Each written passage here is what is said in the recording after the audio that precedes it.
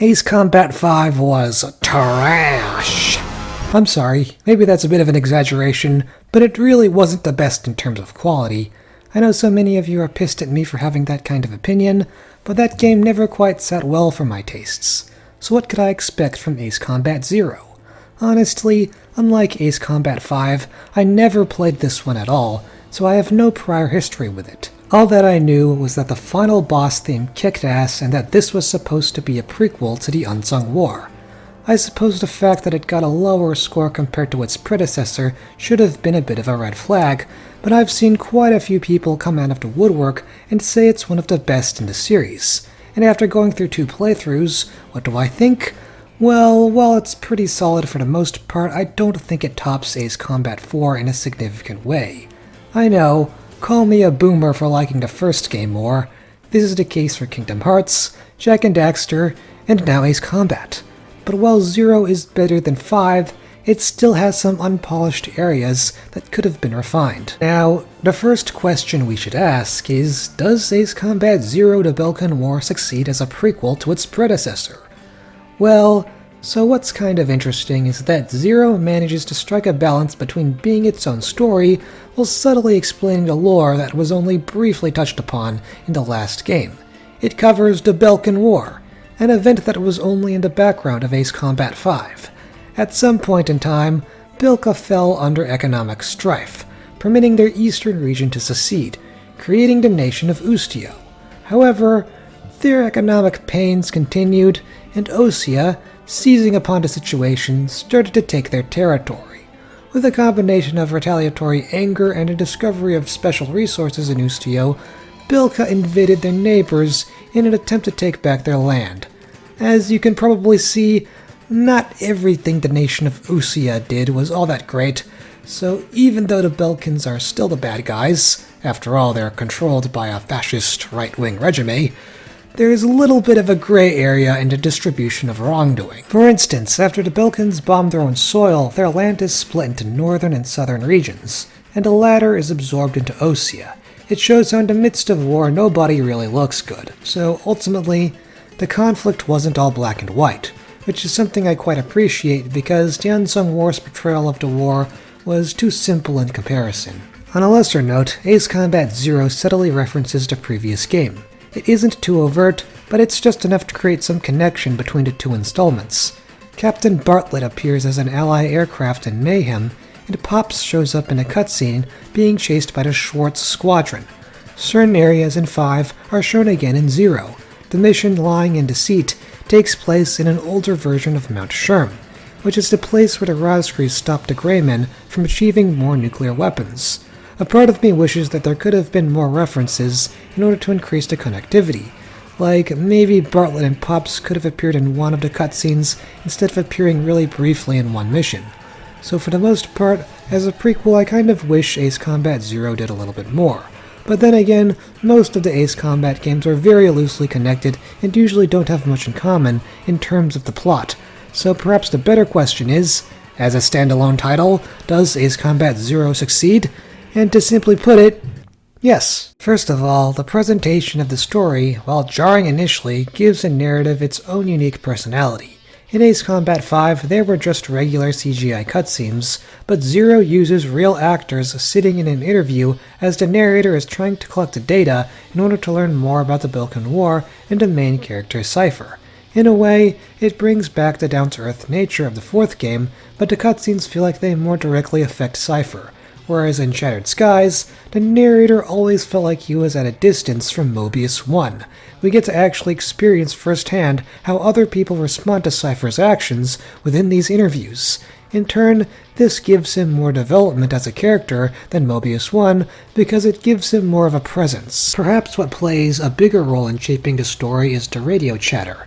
Your wingman Pixie is much more likable compared to the 3 cookie-cutter stereotypes of the last game, taking on the name Solo Wing, which he got from losing his right wing in combat, yet still survived, which in turn is a reference to how the Norse god Tyr lost his right arm in battle.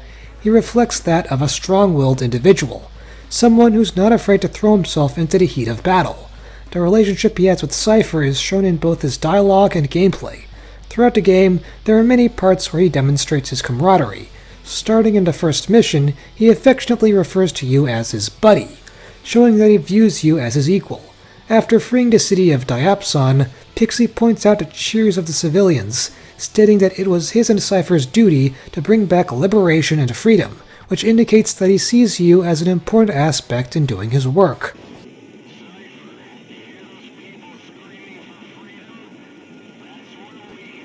As for the gameplay, I can't tell you how many times he came to my aid in the midst of a dogfight.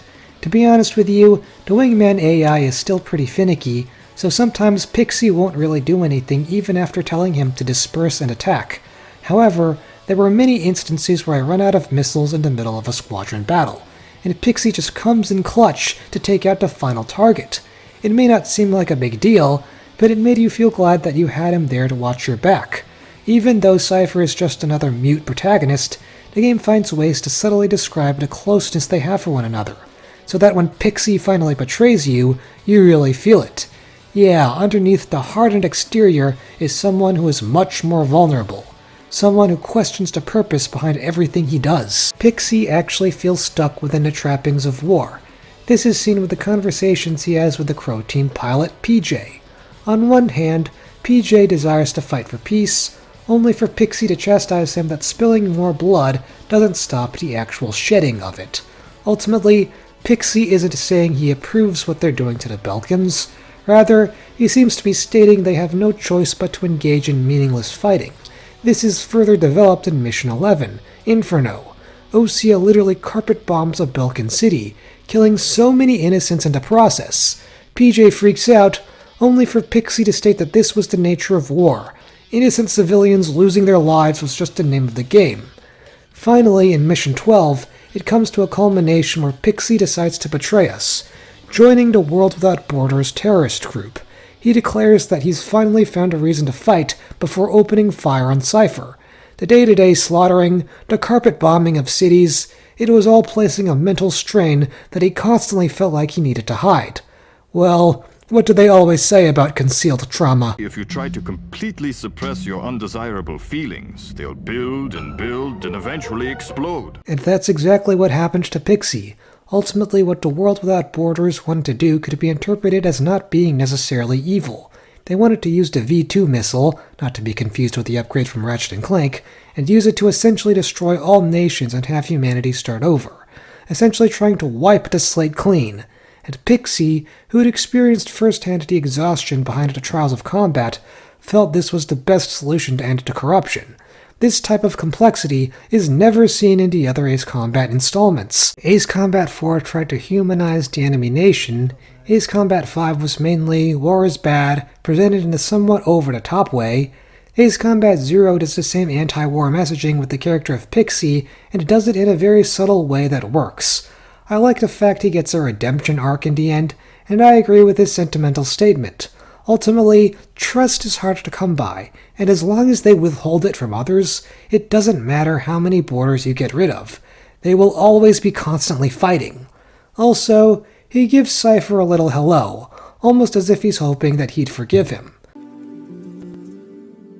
Yo, buddy. Still alive? And thanks, friend.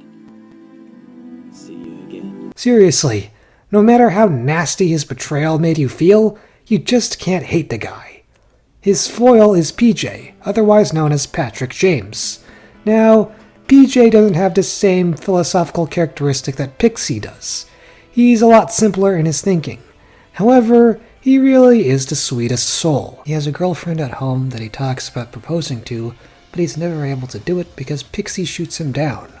According to the Ultimate Ace Combat Guide, his girlfriend visits his crash site every year. That's just tragic. For the most part, he comes across as very endearing, being the main pilot to complain about the ramifications of the Belkan War. Sure, he has his dumb and socially awkward moments. And I like to play polo. You know, the game with the horses. Oh, brother, this guy stinks!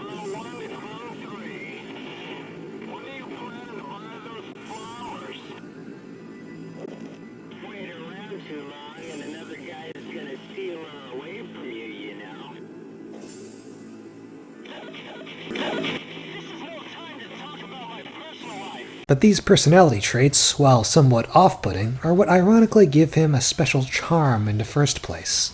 Besides the in-game pilots, Ace Combat Zero also makes use of interviews. They don't make as much of a presence in the game. In fact, the interviews are usually only 3 to 4 cutscenes at max. However, to freshen this up, the interviews would change depending on your Ace style. For instance, if you fought as a knight, they'll interview one of the Indigo pilots, and he'll comment on how you are hesitant in your approach, being somebody who doesn't try too hard to take advantage of your opponents, which was a weakness to be exploited. On the other hand, if you play as a mercenary, they'll interview one of the Schwartz pilots, and he'll comment on how aggressive you were in the midst of combat, showing no mercy on the battlefield. It's kind of interesting how when you're a knight, they kind of just shrug you off, saying things along the lines of, he's pretty good, but nothing about him particularly stands out, whereas if you're a mercenary, they'll be like, holy shit, this guy's the real deal. Just take a look at the interview the narrator has with Raynor. When you're a mercenary status, he talks about how he couldn't stop stressing about the missile warnings going off in his HUD. When you're a knight, he just simply states that you flew like a robot, somebody blindly following the rules of combat. These honestly don't add a whole lot of value to the story, but they do at least provide something interesting that gives extra replay value in an otherwise short game. And there are other new additions as well depending on your playstyle. Additional radio chatter might chastise you for taking so many lives if you're a mercenary. The squadrons you face off against are very different with subtle personality changes. The knight playthrough squadrons are a lot more regimented and don't really deviate much from their leader. For instance, the cutscene showing the Silver Squadron has their boss barking orders at them, and the other planes simply follow suit. They give the impression of playing it safe with little risks.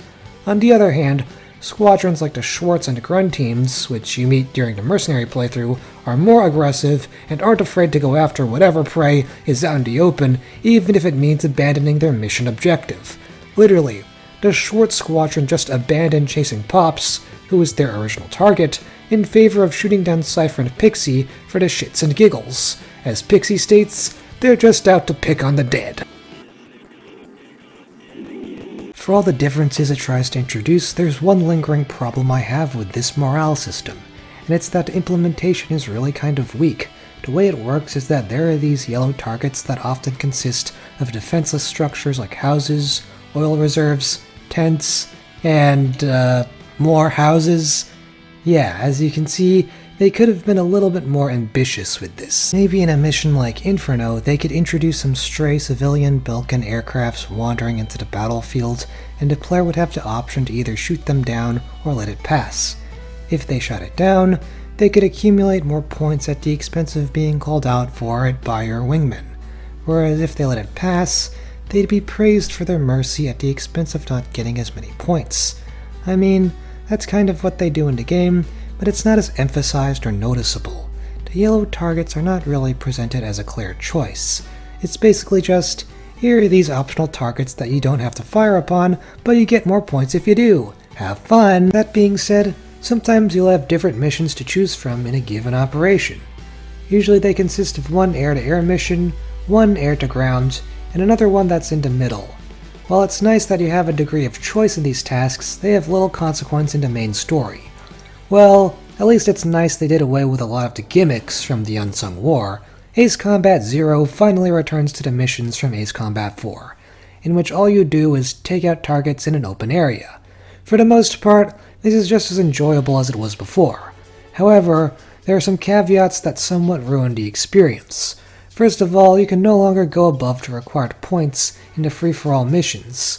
In Ace Combat 4, even after getting the minimum amount of points, the timer never stopped, which challenged you to keep shooting stuff up to get to S rank. For the ones in Zero, they just end as soon as you reach the required score, which makes them feel more constrained in their nature. The atmosphere is also relatively dreary. Ace Combat 4 benefited from having missions that take place in a variety of settings. Emancipation takes place in a city at night. Tango Line was a swamp that had a special base inside.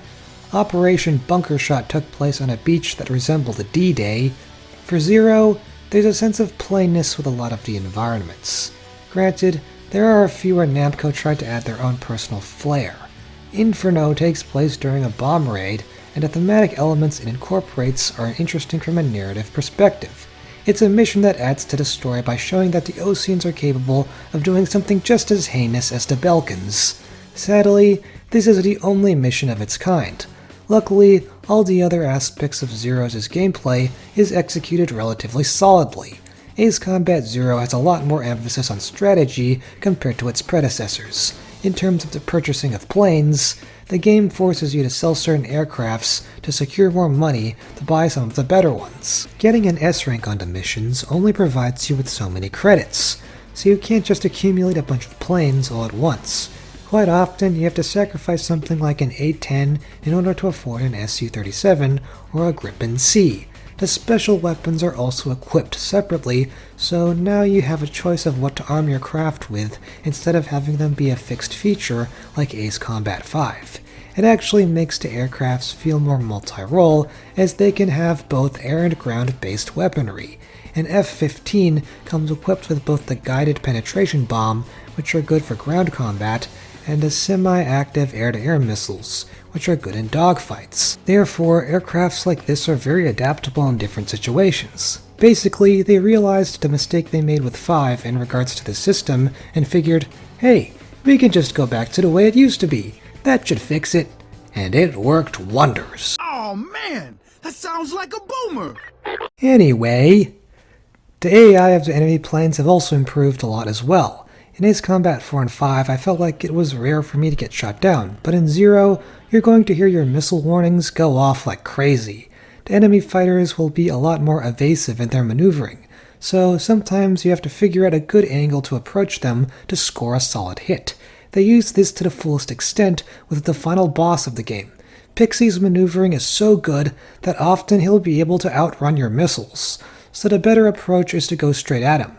This is reinforced when in the final part of the battle, AWACS tells you that because of an ECM protecting his rear, it's better to blast him head-on, essentially like jousting, which goes along with the medieval references this game likes to go for. Yeah, there really are quite a few, and what's funny is that Namco added these references for no reason at all except to sound really cool. B7R is known as the Round Table, which is a reference to King Arthur and the Round Table. The setting of Gladysent is reminiscent to the Beast Gladysent, a creature representing the corruption in King Arthur's kingdom, and the superweapon the Belkans use to eviscerate their foes is called Excalibur, which references the legendary sword. Yep, you heard me right. Returning to the roots of typical Ace Combat tradition, Zero brings back the superweapons and the tunnel runs and improves upon them. Thankfully, there are no more ballistic missiles that force you to fly above 5,000 feet. This time you have to pay attention to the little red circles appearing on your radar to see which direction you have to dodge Excalibur's laser. You cannot go too fast, for Excalibur's trajectory often appears right in front of you, so you risk flying right into it. This becomes more intense in the mission where you have to destroy it, in which you have to dodge its laser while blowing up AA guns and SAMs in the process. Later on in the game, you encounter the XBO, which is a giant ship that the World Without Borders group uses to destroy your base and runway. It is essentially the same as the giant air fortress from the first game, nothing much else to say about it. I suppose it's nice they referenced the original title, but there's no creativity behind it. And then we have the tunnel run into the V2. Again, this is much improved over the last game. Ace Combat 5's run into the Solg was long, and there's a special place in hell for whoever designed it. So, Namco took some notes and made the tunnel run in Zero a lot shorter. In fact, it's probably the least demanding in the series. Just fly in, shoot some of the generators, and fly out. If you miss any, you can fly back in from the opposite end. If Ace Combat 5's tunnel run made me go apeshit insane, Zero's was kind of too easy. I don't think they ever managed to find the right balance with the difficulty until Ace Combat 7's tunnel run into the space elevator. And that's pretty much Ace Combat 0. Overall, it's a lot better than Ace Combat 5, but not as good as 4. It was a game that wasn't afraid to push the boundaries of the series. What's sad is that a lot of it needs more polish and refinement. The morale system was interesting in the sense that you got different scenarios and cutscenes to the main story. However, in execution, it could have been more involved than just shooting some optional targets. The new cutscenes and interview style of storytelling is unique in its own right, but it could have had more of a presence. The squadron and dogfight battles were as intense as all hell, and, honestly, there were no problems with that one.